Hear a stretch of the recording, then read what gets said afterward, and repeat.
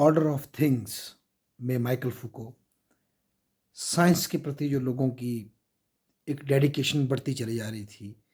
और लोग ये सोच रहे थे कि साइंस शायद एक दिन मानव के जीवन के हर एक एस्पेक्ट्स को एक्सप्लेन कर देगी और वो साइंस को एक ऑब्जेक्टिव एंटरप्राइज के रूप में देख रहे थे। तो इसको टैकल करने के लिए मिशेल फूको जो है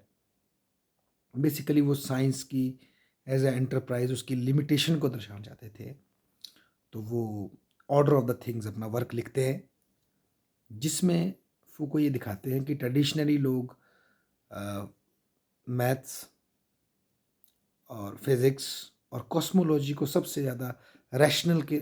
साइंस के रूप में मानते थे और इस फील्ड में होने वाले परिवर्तन को वो सबसे ज़्यादा साइंस को रीडिफाइन करने वाला, नेचर को रीडिफाइन करने वाला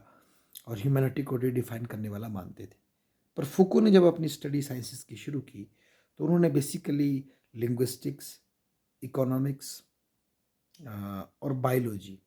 3 ऐसे विषयों को लिया, जिनको मूलतः उतना साइंस में उतना महत्व नहीं दिया जाता था। उनका लक्ष्य ये था कि ये समझने का प्रयास किया जाए कि जब कोई लोग वैज्ञानिक गतिविधियों में इन्वॉल्व होते हैं, तो उसके पीछे क्या उनके मोटिव्स हो सकते हैं और किस तरह से वो उस घटना को, उस डिस्कवरी को या उस जो खोज वो करना चाहते हैं, उसको किस तरह से वो बयाँ करते हैं। ये प्राप्त करना फूको की कोशिश थी। तो फुको ये बताता है कि एक घटना जो सामने दिख रही होती है और दूसरा जो उसको बयां करने का जो तरीका होता है, उसमें हमेशा डिफरेंस होता है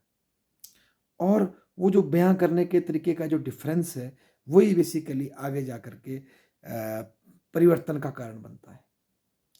तो फुको ये मानते हैं कि जो वैज्ञानिक घटना घट रही है, उसमें जो सब्जेक्टिविटी इन्वॉल्व है मानव की, उसको एक्सप्लेन करने में,